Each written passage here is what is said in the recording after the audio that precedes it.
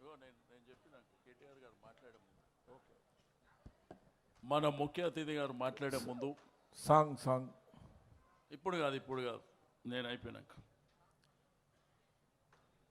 మన ముఖ్య అతిథి గారు మాట్లాడే ముందు వేదిక మీద అధిరాహ మారాదులు ఉద్యమకారులు కింద కూడా అందరూ ఉన్నారు. ఒకవైపున ఎండ వస్తుంది.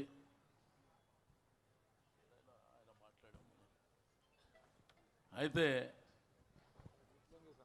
కొన్ని ఏంటంటే చరిత్రలో కొన్ని ఉంటాయి.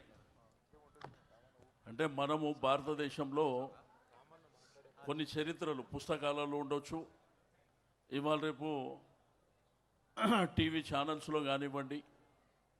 ఒకప్పుడు రామాయణం మహాభారత్ వస్తుందంటే హైదరాబాద్ అంతా ఖాళీ ఉంటుండే, టీవీల చుట్టూ అతుక్కపోతుండే.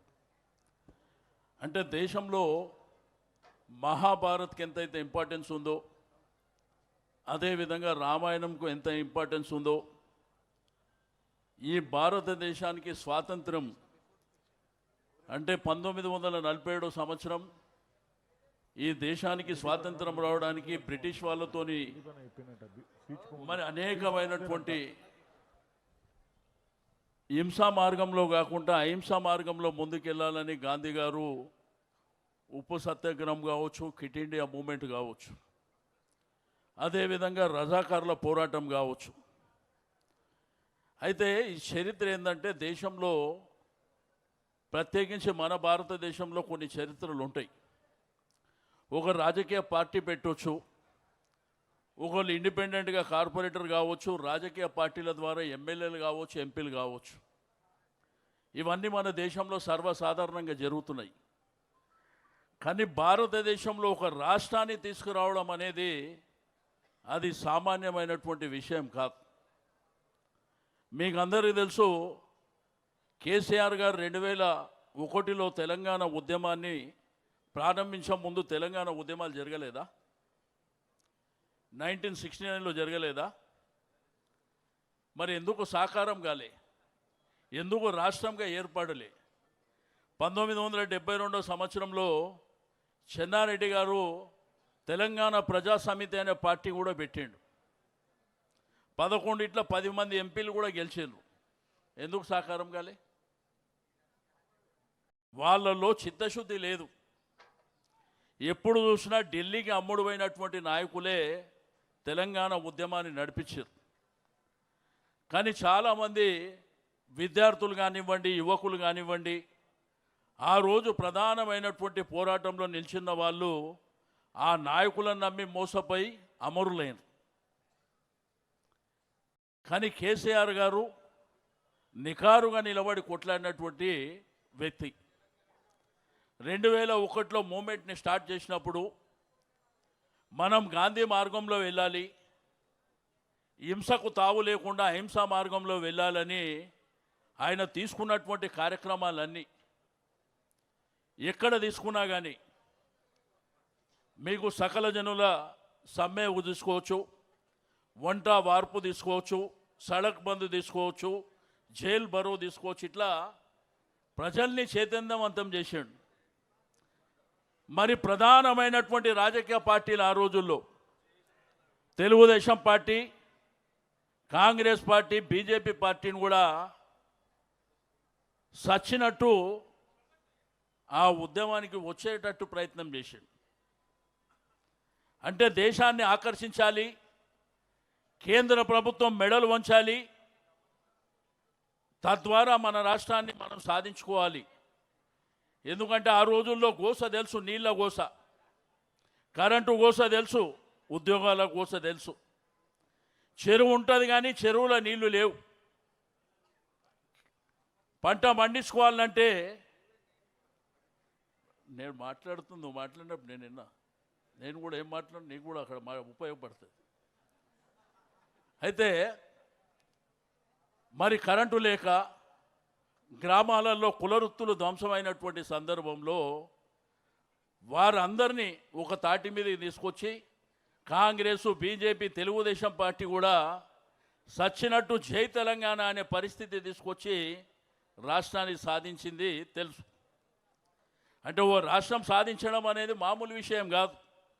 లాస్ట్కి వస్తే కేసీఆర్ చచ్చుడో తెలంగాణ వచ్చుడో అని. ఖమ్మం జైలు అలుగునూరి చౌరస్తా నుంచి వారిని అరెస్టు చేసి ఖమ్మం తీసుకుపోయి ఖమ్మం జైల్లో పెట్టి అక్కడి నుంచి నిజాం కాలేజ్. కానీ కొంతమంది నిన్న మొన్న మాట్లాడే మూర్ఖులకు చరిత్ర తెలియదు. ఎట్లా మూర్ఖంగా మాట్లాడుతున్నారంటే, బిడ్డ మీ ఉన్న పదవులే కేసీఆర్ పుణ్యంరా బిడ్డ, అది గుర్తుపెట్టుకోండి. ఈరోజు ఈ ప్రభుత్వం ఉంది, దాని మీద గద్దెనెక్కినటువంటి నాయకులు అంటే అది కేసీఆర్ భిక్షరా నా బిడ్డ, గుర్తుపెట్టుకోండి. నిన్న మొన్న చరిత్ర లేకుండా మాట్లాడుతున్నటువంటి వాళ్ళు మీ గుండె మీద చేతులు వేసుకోండి. ఈరోజు సెక్రటరియట్ బాగలేదు, ఇక్కడ ఉన్న కమాండ్ కంట్రోల్ బాగలేదు, ముఖ్యమంత్రి గారి ఇల్లు కూడా బాగలేదు అన్నటువంటి మూర్ఖుల రాడ ఎందుకు కూర్చుంటుర్రా మీరు? ఒక్కసారి చెప్పవలసినటువంటి అవసరం ఉంది. అవి పనికిరాని అయితే దాంట్లో పోయి ఎందుకు కూర్చుంటున్నారు మీరు? చరిత్ర అంటే చెరిగిపోయినటువంటి చరిత్ర ఈ రాష్ట్రంలో ఉంది. 125 సంవత్సరాలు, 125 ఎత్తుల భారత రాజ్యాంగ నిర్మాత అయినటువంటి అంబేద్కర్ గారి విగ్రహాన్ని స్థాపించినటువంటి చరిత్ర కేసీఆర్ గారిది. హైదరాబాద్లో ఒక ఇల్లు కట్టనోడు ఇందిరమ్మ ఇల్లు అంటాడు. ఆ రోజు కట్టిన డబల్ బెడ్రూమ్లే మీ గత అవుతున్నాయి కదరా బిడ్డ, అది గుర్తుపెట్టుకోవాల్సినటువంటి అవసరం ఉంది.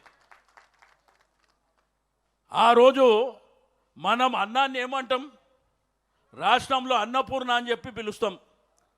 ఇది మన సాంప్రదాయం, మన చరిత్ర. కానీ ఒక్క అన్నపూర్ణ క్యాంటీన్ కూడా పెట్టలే, కానీ ఇందిరమ్మ క్యాంటీన్ అని పెట్టిరు సిగ్గు లేకుండా. ఇది గుర్తుపెట్టుకోవాల్సినటువంటి అవసరం ఉంది. ఆ రోజు కేసీఆర్ గారు గ్రామీణ ప్రాంతంలో నీళ్లు లేక, కరెంటు లేక, పండించినటువంటి పంటకు గిట్టుబాటు లేక, మన తెలంగాణ గ్రామంలో పుట్టినటువంటి బతుకమ్మ గట్టు మీద కూర్చొని బతుకమ్మ పాట పాడుకు మా గోస అయ్యిందని భారతదేశంలో ఈ తెలంగాణలో పుట్టినటువంటి బతుకమ్మ చీరే బతుకమ్మ చీరే అని పెట్టిండు ఆయన. ఈ మూర్ఖులు ఇంద్రమ్మ చీరే అని పెడుతూ, అంటే ఇంతకంటే దరిద్రం ఎక్కడన్నా ఉంటుందా? ఈడ తెలంగాణ గ్రామంలో పుట్టిన బతుకమ్మ మరి ఫ్లైట్లో బతుకమ్మ ఆడే పరిస్థితికి వచ్చింది, ప్రపంచంలో బతుకమ్మ ఆడే పరిస్థితికి వచ్చింది.